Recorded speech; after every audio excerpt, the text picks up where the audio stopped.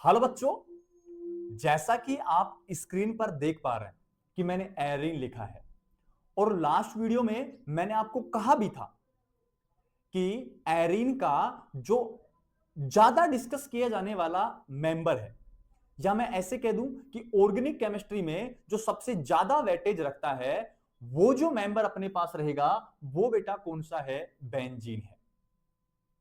तो आज बच्चों इस वीडियो में मैं बेंजीन को डिस्कस करने वाला हूं कि बेंजीन की खोज किसने की, बेंजीन का मोलिकुलर फॉर्मूला क्या होता है।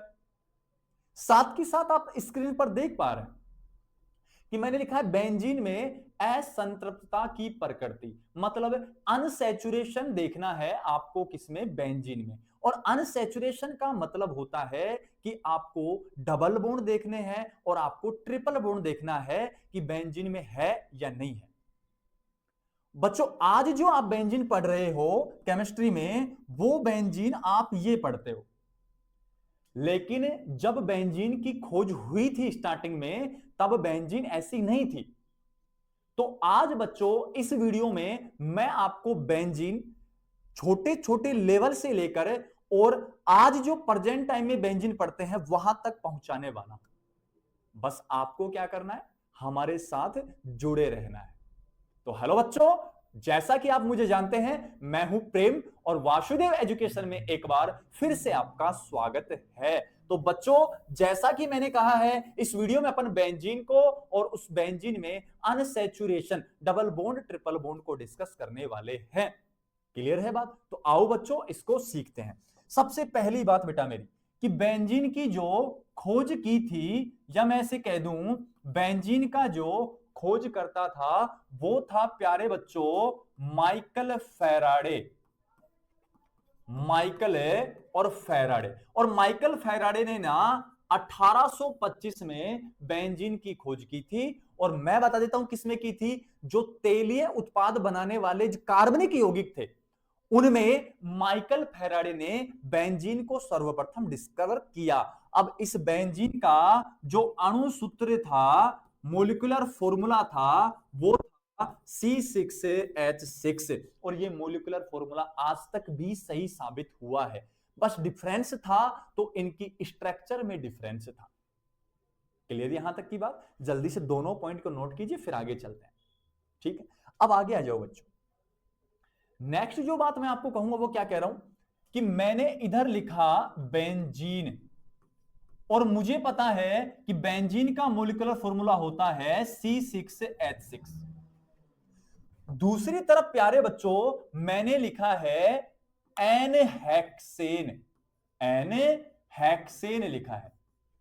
और जैसा कि आप जानते हो एन हेक्सेन है, तो एन हेक्सेन को मैं लिख सकता हूं 6 कार्बन वाली एल्केन। मैं कह सकता हूं क्योंकि देखो बेटा लास्ट में एन आ रहा है तो वो तो एल्केन का अनुलग्न होता है, हेक्स आ रहा है तो 6 कार्बन का है, एन का मतलब एक सीधी लंबी श्रृंखला चल रही है, जो एन दर्शा रहा है वो नॉर्मल को रिप्रेजेंट कर रहा है। ठीक है, अब मैं उसको लिखना चाहूं बेटा तो आप भी समझदार हो, CH3 CH2 CH2 CH2 H2 और CH3, कार्बन 6 हो गए, एन हेक्सेन हो गई है, मतलब 6 कार्बन वाली एल्केन हो गई।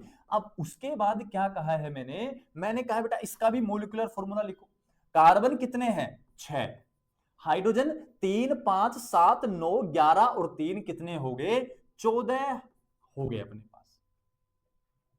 ठीक है, अब मैंने क्या कहा है उस बात को समझना है कि सर्वप्रथम ना माइकल फैराडे ने क्या सोचा। माइकल फैराडे ने यह सोचा कि बेंजीन में 6 कार्बन हैं और इस 6 कार्बन वाले बेंजीन की तुलना मैं 6 कार्बन वाली एल्केन के साथ करवा दूं तो मैं क्या देखता हूं। जब मैंने इन दोनों की तुलना करवाई तो मैंने क्या देखा कि कार्बन 6 है, कार्बन 6 है, लेकिन हाइड्रोजन 6 है, लेकिन हाइड्रोजन 14 है। तो क्या स्पष्ट हुआ? इस हिसाब से स्पष्ट हुआ कि बेंजीन अणु में 8 हाइड्रोजन परमाणु 8 हाइड्रोजन परमाणु क्या होते हैं बेटा, कम होते हैं। ये स्पष्टीकरण हुआ। तो फैराडे ने एक बात सोची, दिमाग लगाया फैराडे कि यार जब बेंजीन की तुलना में 6 कार्बन वाली एल्केन के साथ करवा रहा हूं तो मानता हूं 8 हाइड्रोजन परमाणु कम है, लेकिन इन 8 हाइड्रोजन परमाणुओं की कमी कैसे दूर हुई? कमी दूर करने का मतलब है कि अगर 8 हाइड्रोजन परमाणु कम है तो कार्बन की वैलेंसी कैसे पूरी हुई, कार्बन की संयोजकता कैसे पूरी हुई? यह बात माइकल फैराडे के दिमाग में चलने लगी। माइकल फैराडे को बेचारे को नींद नहीं आ रही, बेचारे को रात को भी बेंजीन का सपना नजर आ रहा है कि क्या हो रहा है क्या हो रहा है, पता ही नहीं चल रहा मुझे। तो फिर माइकल फैराडे के दिमाग में एक आइडिया आया, और वो आइडिया क्या था अगले पेज में डिस्कस करता हूं। माइकल फैराडे के दिमाग में आइडिया आया कि सबसे पहले है CH3 और इस CH3 का नाम है एथेन। ठीक है, अब जब ये एथेन है तो मैंने क्या किया, यहां से एक हाइड्रोजन, यहां से एक हाइड्रोजन, -2 हाइड्रोजन बाहर कर दिया मैंने ऐसे। क्या फैराडे भाई साहब ने कर दिया होगा ऐसे? तो क्या बना वहां बना CH2 double bond CH2, sorry double bond नहीं लिख रहा अभी, समझाना भी तो है। CH2 बचेगा यहां, सिंगल बॉन्ड, और यहां CH2। लेकिन जब कार्बन की वैलेंसी देखी गई तो इस कार्बन के 2 बॉन्ड तो हाइड्रोजन के साथ, एक कार्बन के साथ, 2 बॉन्ड हाइड्रोजन के साथ, एक कार्बन के साथ। तो फैराडे ने एक दिमाग लगाया कि जब भी कार्बन के पास वैलेंसी पूरा करने के लिए हाइड्रोजन नहीं होते ना, तो आप वहां बॉन्ड की संख्या बढ़ा दीजिए। तो एक बॉन्ड पहले से था, एक बॉन्ड और बढ़ा दिया गया, और जैसे ही एक बॉन्ड बढ़ा तो मुझे बताएंगे कार्बन के 2 हाइड्रोजन के साथ, 2 कार्बन के साथ 4 valency, 2 hydrogen 2 bond 4 valency. Carbon खुश है, मदमस्त हो गया। उधर माइकल फैराडे खुश हो गया कि यार एक आइडिया मिल गया मुझे। तो मुझे एक बात बता बेटा, सिंगल बॉन्ड केवल क्या था, सिग्मा, और डबल बॉन्ड में एक सिग्मा एक पाई। अब सिग्मा तो पहले भी था, सिग्मा तो अब भी है। नया बॉन्ड कौन सा बना है वो सोचना बेटा तू, और नया बॉन्ड कौन सा बना है, पाई बॉन्ड बना है। और तेरा दिमाग अगर काम कर रहा है ना, तेरी अगर बुद्धि काम कर रही है ना बेटा, तो एक आइडिया लगा कि एक पाई बंद बनाने के लिए कितने हाइड्रोजन मैंने बाहर किए हैं, 2 हाइड्रोजन। क्लियर है बात? अब सुन, फिर से सुन बेटा, एक हाइड्रोजन बाहर किया तो फिर से बाहर हो गए, तो मैं क्या लिखूंगा, CH डबल बॉन्ड CH। भाई CH बचेगा। अब एक बात और सोच ले बेटा, सीधी बात, सिंपल बात है कि कार्बन के एक हाइड्रोजन के साथ, 2 इसके साथ, एक हाइड्रोजन के साथ, 2 इसके साथ। तो फिर से सोच एक बार सोच कि यहां कौन है अपने पास, 3 बॉन्ड बन रहे हैं, तो फिर क्या करना पड़ेगा, वैलेंसी को पूरा करने के लिए एक बॉन्ड और बढ़ा दिया। भाई हाइड्रोजन तो बढ़ा नहीं सकते, क्यों, हाइड्रोजन को तो बाहर करना पड़ रहा है बेटा। तो सुन, 3 और 1 4, 3 और 1 4। तो एक बात बता बेटा, फिर से 2 हाइड्रोजन बाहर किए तो फिर से एक पाई बॉन्ड बना, कैसे, एक सिग्मा, अब 2 पाई, एक तो पहले से था, अब 2 हो गए। तो फैराडे के दिमाग में बत्ती जली। मेंटोस खाई है फैराडे, मेंटोस खाते ही फैराडे के दिमाग की बत्ती जल गई। और जैसे ही दिमाग की बत्ती जली ना, तो फैराडे ने एक कॉन्सेप्ट सेट कर लिया। क्या सेट किया कि अगर 2 हाइड्रोजन बाहर होते हैं तो 2 हाइड्रोजन की कमी को पूरा करने के लिए एक पाई बॉन्ड चल जाता है। ये कॉन्सेप्ट वहां लगाया उसने। क्लियर यहां तक की बात? अब सुनो, 2 और 2 4 हाइड्रोजन बंद बने, तो 4 हाइड्रोजन को जैसे आपने बाहर किया तो 2 पाई बॉन्ड बन गए। तो अब एक कॉन्सेप्ट लगाओ, 2 हाइड्रोजन की कमी के लिए एक पाई बॉन्ड, 4 के लिए 2 पाई बॉन्ड, 6 के लिए 3 पाई बॉन्ड, और 8 हाइड्रोजन के लिए बेटा 4 पाई बॉन्ड। बस दिमाग में आइडिया आ गया, और आइडिया आते ही क्या हुआ कि कितने हाइड्रोजन परमाणु कम हैं, 8 हाइड्रोजन परमाणु कम है, और 8 हाइड्रोजन परमाणु कम है तो 4 पाई बंद क्या होंगे बेटा, उपस्थित होंगे। तो मैं पूरा कॉन्सेप्ट एक साथ बोल रहा हूं क्या कि माइकल फैराडे ने बेंजीन अणु की तुलना 6 कार्बन वाली एल्केन एंड हेक्सेन के साथ करवाई, तो बेंजीन अणु में 8 हाइड्रोजन परमाणु क्या है, कम। अब 2 हाइड्रोजन परमाणु एक पाई बॉन्ड से रिप्लेस हो सकते हैं, तो 8 हाइड्रोजन परमाणु की कमी को दूर करने के लिए 4 पाई बंद उपस्थित होंगे। तो इस आधार पर माइकल फैराडे ने बेंजीन की स्ट्रक्चर बनाई। अब वो क्या बनाई उनको मैं डिस्कस करता हूं। माइकल फैराडे ने स्ट्रक्चर बनाई क्या, माइकल फैराडे ने कहा कि कार्बन 6 रख तू, बिल्कुल मैंने रख दिया 6, ये और रखता हूं 6, रखता जाऊंगा बेटा, समझते जाना बस आप, और रखता जा 6, ये ठीक है। अब मैंने क्या किया वो समझ बेटा, मैंने क्या किया, डबल बॉन्ड फिर डबल बॉन्ड फिर single bond double bond double bond, valency पूरा कर देता हूं। यहां H2 भाई 2 बॉन्ड है 2 हाइड्रोजन, यहां कार्बन की वैलेंसी पूरी है, 3 है तो 1 हाइड्रोजन, यहां 3 है तो 1 हाइड्रोजन, यहां कुछ नहीं बनेगा, यहां CH2। तो एक बात बेटा सोचना, तू खुद सोच यार एक बार, क्या सोचना है कि यहां सिग्मा है और यहां कौन सा है, पाई, सिग्मा पाई। तो सोच बेटा फिर यहां सिग्मा यहां पाई, तो सोच बेटा फिर क्या कहा है मैंने, यहां सिग्मा यहां पाई, यहां सिग्मा यहां पाई, सिंगल तो सिग्मा ही होते हैं सारे। तो बताना कितने कितने पाई बॉन्ड आए, अरे 4 है कि नहीं है, 4 है कि नहीं है, और 4 पाई बंद है, तो वो चारों के चारों द्विबंध के हैं। तो ये संरचना नंबर फर्स्ट बनी, और फर्स्ट बनी तो यहां कितने द्विबंध आए बेटा, 4 द्विबंध है, और 4 द्विबंध में आपको तो 4 पाई सेट करने हैं, चाहे 4 द्विबंध से बनाओ त्रिबंध से बनाओ, कोई मतलब नहीं है उसका।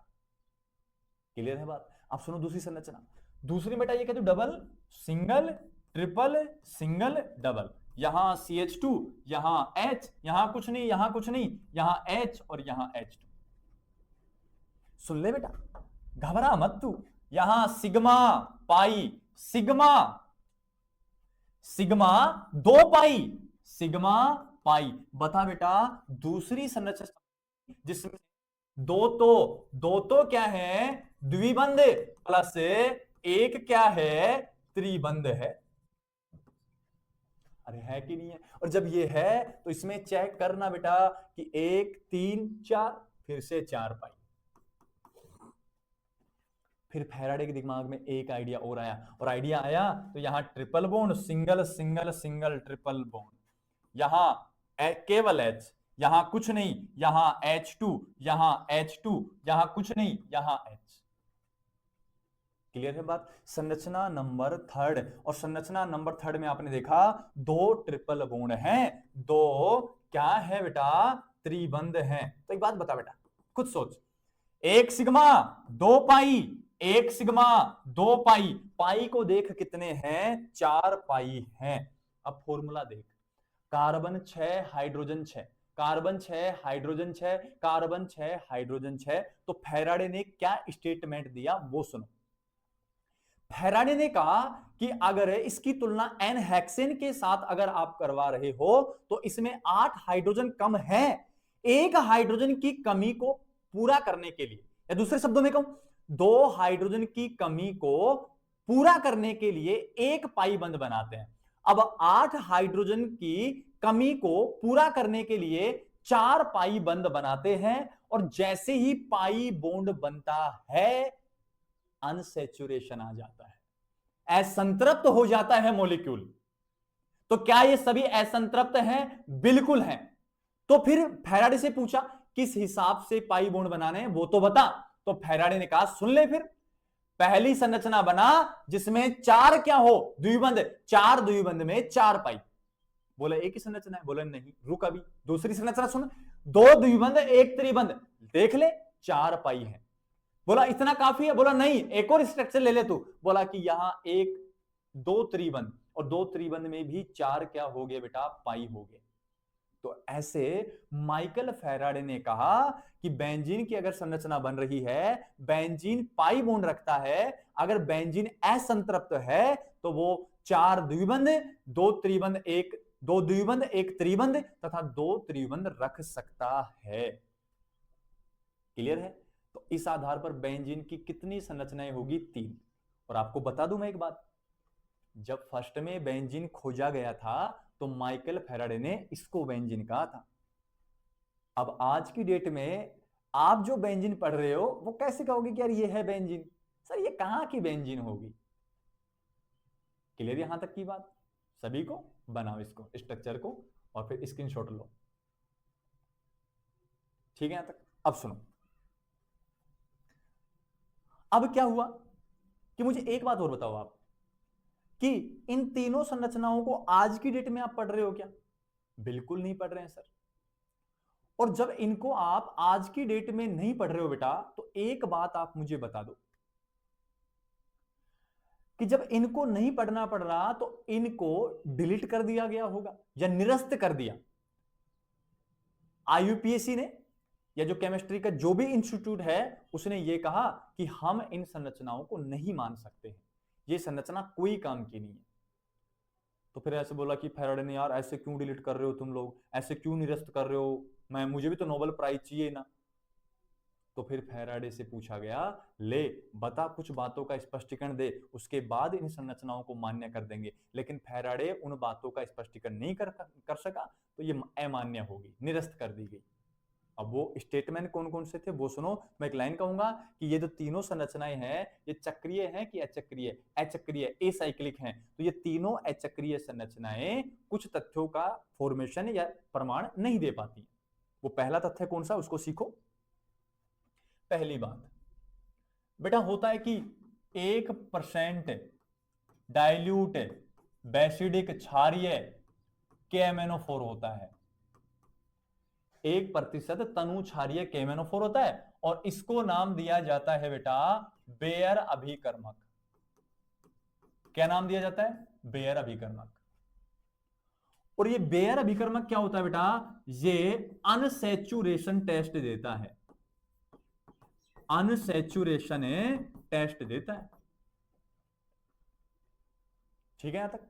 तो मैंने क्या कहा है कि ये जो लिखा है ना मैंने, ये बेयर अभिकर्मक, बेयर रिएजेंट होता है, ये अनसैचुरेशन टेस्ट देता है। मतलब कहना चाह रहा हूं, बात को समझना है। अनसैचुरेशन का मतलब है कि आपके पास एक तो कौन है एल्कीन और एक कौन है एल्काइन, और दोनों के साथ ये कैसा कलर देता है? गुलाबी कलर देता है बेटा, पिंक कलर देता है। मतलब मान लो कि एक टेस्ट ट्यूब में ना एल्केन भरा है और एक टेस्ट ट्यूब में एल्कीन भरी है। ठीक है, अब आप दोनों में भूल गए कि किसमें एल्केन है किसमें एल्कीन है, आपको नहीं पता। आपने उठा के दोनों में बेयर रिएजेंट डाल दिया। तो ये क्या करता है? अनसैचुरेशन टेस्ट, मतलब डबल बॉन्ड वाले के साथ या पाई बॉन्ड वाले के साथ, पाई बॉन्ड वाले के साथ रिएक्ट करके पिंक कलर देता है। मान लो इसमें पिंक कलर आ गया, पिंक आ गया, पिंक आते ही ये क्या रहा होगा? अनसैचुरेटेड रहा होगा, मतलब एल्कीन रहा होगा, एल्काइन रहा होगा। तो मैंने एल्कीन तो लिया था, एल्कीन हो जाएगा। जो अनसैचुरेशन टेस्ट नहीं देगा वो एल्केन हो जाएगा, सिंपल सी बात है। ठीक है यहां तक? तो एक कॉन्सेप्ट अप्लाई करो। क्या अप्लाई कर रहा हूं, बात को समझो। क्या अनसैचुरेटेड है, असंतृप्त है? बिल्कुल है। क्या असंतृप्त है? बिल्कुल है। क्या असंतृप्त है? बिल्कुल है। तीनों की तीनों संरचनाएं। क्लियर है यहां तक की बात? ये तीनों संरचनाएं असंतृप्त हैं। तो इन तीनों की रिएक्शन अगर मैं किसके साथ करवाऊं? बेयर रिएजेंट के साथ। क्लियर है बात? तो ये कौन सा कलर देंगी? Pink colour.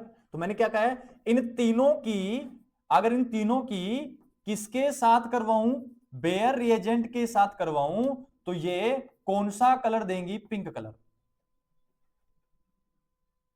क्लियर है बात? लेकिन क्या कह रहा हूं, बात को समझना है कि जो आपके पास बेंजीन होता है ना बेटा, बेंजीन एक्चुअल जो आज की डेट में पढ़ रहे हो आप, वो इस बेयर अभिकर्मक के साथ कोई टेस्ट नहीं देता है। तो मैंने क्या कहा सुनो, ये जो तीनों स्ट्रक्चर जो फैराडे ने दी वो तीनों स्ट्रक्चर, वो तीनों स्ट्रक्चर बेयर के साथ अनसैचुरेशन टेस्ट देती है।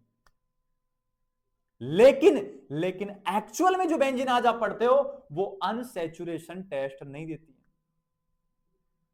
तो फिर क्या हो गया? वो तीनों संरचनाएं फेल हो गई। वो तीनों संरचनाएं फेल होगी। क्यों? क्योंकि अगर ये तीनों संरचनाएं अनसैचुरेटेड हैं तो बेयर अभिकर्मक के साथ टेस्ट दे रही है। तो इसी आधार पर सुनो, ये भी तो बेंजीन है, ये भी बेंजीन है, तो अनसैचुरेशन टेस्ट देना चाहिए था, और देना चाहिए था, लेकिन ये दे नहीं रही है। तो इन तीनों स्ट्रक्चर को क्या कर दिया गया? निरस्त कर दिया गया। क्योंकि एक्चुअल कुछ कह रहा है, ये तीनों कुछ कह रही हैं, तो बोला हम इनको नहीं मान सकते बेंजीन, इनको नहीं माना गया फिर।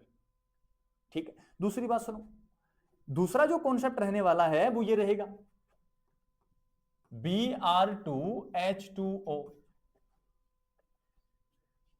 ठीक है, ये भी क्या करता है बेटा? अनसैचुरेशन टेस्ट देता है, अनसैचुरेशन टेस्ट देता है।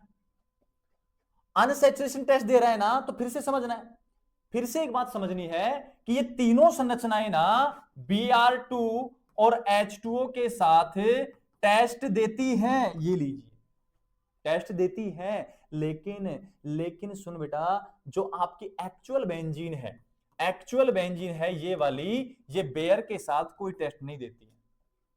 अब मेरा कॉन्सेप्ट समझना, ये थोड़ा डिफिकल्ट रहेगा बेटा। किस तरह भी एक्चुअल बेंजीन तो आई नहीं, आप कह रहे हो आ गई, तो बेटा थ्योरी बनती है ना, तो सब लोगों की पहले सुनी जाती है। जज नहीं होता, जज ऐसा नहीं होता कि एक पक्ष को सुनकर उसका जजमेंट कर देगा, नहीं, जज क्या करेगा? सारे पक्षों की बात सुनेगा और सुनने के बाद एनालिसिस करेगा, सुनने के बाद वो अपना निर्णय लेगा। ऐसे ही जब बेंजीन की खोज हो रही थी तो पहले फैराडे आया, फिर कैकुले आया, फिर कोल आया, फिर लेविन आया। इन चारों का एक साथ सुनी बात को, और सुनकर फिर लास्ट में ये बेंजीन को ठप्पा लगाया गया, मोहर लगाई गई कि ये मान्य है। तो जब फैराडे ने Br2H2O के साथ वो तीन जो स्ट्रक्चर लिखी है ना, उनकी रिएक्शन करवाई, तो अनसैचुरेशन टेस्ट दे रहा है, लेकिन ये वाली अनसैचुरेशन टेस्ट नहीं देती है यार। तो उन तीनों संरचनाओं को फिर से निरस्त कर दिया गया। दो बातों में फेल होगी, बेयर के साथ और Br2H2O के साथ। वो तीन तो टेस्ट देती है लेकिन एक्चुअल नहीं देती है, तो उन तीन को कैसे बेंजीन मान ले यार? असली बेंजीन तो ये है, असली असली होता है। क्लियर है बात? नेक्स्ट बात सुनो, नेक्स्ट बात और काम की है। मैंने ये कहा है बेटा, ध्यान समझ, मैंने ये कहा है, छोटा सा बताता हूं पहले, CH2 डबल बॉन्ड CH2। अगर इसकी रिएक्शन मुझे Cl2 के साथ करवानी, Cl और Cl, तो बॉन्ड तोड़ा तो माइनस प्लस, इधर के इलेक्ट्रॉन गए तो माइनस और प्लस। अब प्लस को माइनस के साथ, माइनस को प्लस के साथ जोड़ूंगा तो CH2 के साथ Cl और CH2 के साथ Cl, अब बीच में सिंगल बॉन्ड रह गया। तो यार एक बात बता मुझे बेटा, तो सीधी सी बात, बस एक बात बता दे मुझे, क्या कहने वाला है कि यहां एक सिग्मा एक पाई था, अब यहां केवल क्या बचा है? सिग्मा। अगर एक पाई बॉन्ड को हटाना है तो दो क्लोरीन जोड़ने हैं। दो क्लोरीन का मतलब है एक Cl2 जोड़ना है, दो क्लोरीन जोड़ना है, मतलब एक Cl2 जोड़ना है। एक Cl2 जोड़ने पर एक पाई बॉन्ड चला जाता है, गायब हो जाता है। तो एक बात बता, एक बात सोच बेटा, खुद सोच एक बात, क्या सोचेगा? ध्यान दे इधर, कितने पाई है?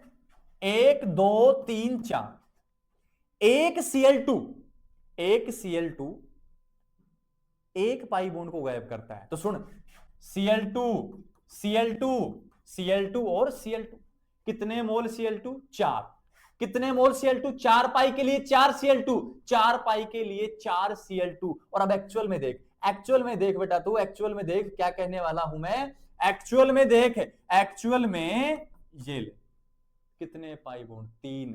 तो कितने मोल? 3 मोल। तो फेल हो गया फिर से। क्या हुआ कि बेंजीन 3 पाई बॉन्ड उपस्थित होने के कारण 3 मोल Cl2 के साथ रिएक्शन करेगा, जबकि पीछे तीनों स्ट्रक्चर जो हैं उनमें 4 पाई बॉन्ड उपस्थित हैं, इस कारण वो 4 मोल के साथ रिएक्शन करेंगे। तो यार हाउ दैट इज पॉसिबल यार?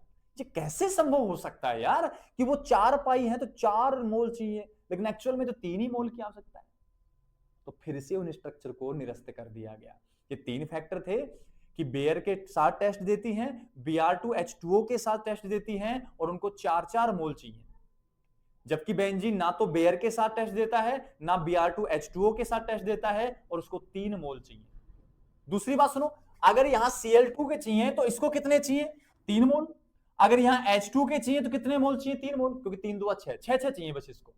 अगर ओजोन चाहिए तो ओजोन भी कितने चाहिए, 3, तो इसको 3 मोल Cl2, 3 मोल H2 और 3 मोल ही क्या चाहिए, ओजोन। इसके साथ मिलकर बेंजीन, बेंजीन हेक्साक्लोराइड, जिसको कहते हैं BHC, जिसका दूसरा नाम है गैमेक्सेन, जिसका दूसरा नाम है लिंडेन, जिसका तीसरा नाम है 666 इसके साथ रिएक्शन करके साइक्लोहेक्सेन, इसके साथ रिएक्शन करके बेंजीन ट्राइओजोनाइड बनाता है। 3 3 3। जबकि पिछले में मैं चलूं, पिछली में अगर मैं चलूं बेटा, तो सभी में कितने चाहिए, इनमें 4 4 मोल की आवश्यकता है। इस कारण इन संरचनाओं को निरस्त कर दिया गया। तो यह कहानी थी माइकल फैराडे की। और माइकल फैराडे ने बेंजीन की चक्रीय संरचना नहीं दी, अचक्रीय संरचना दी थी। फेल हो गया फैराडे। अब कोई नया आएगा और नया आके कोई नई स्ट्रक्चर देगा, उसको अपन डिस्कस करेंगे नेक्स्ट वीडियो में। क्लियर है? उम्मीद है आपको अच्छे से समझ आया होगा। वीडियो को आराम से देखना है, एक्चुअल में मेरी बातों को समझना है। जो लोग मेरी बातों को समझते हैं ना, मैं जो बोलता हूं उसको समझते हैं, उनको केमिस्ट्री में दिक्कत नहीं होने वाली है, क्योंकि सारा खेल मैं जो बोलता हूं ना उनका होता है। और आप तो क्या खुद ही सोचते हो ना कि सारा खेल बातों का है, और जो बातों का खेल होता है वो मजेदार होता है। क्लियर है? बस आपको पढ़ना है, लेक्चर को अच्छे से आराम से देखिएगा। कोई दिक्कत हो तो कमेंट सेक्शन में बता दो, और अपने यार दोस्तों को शेयर कर दिया करो आप।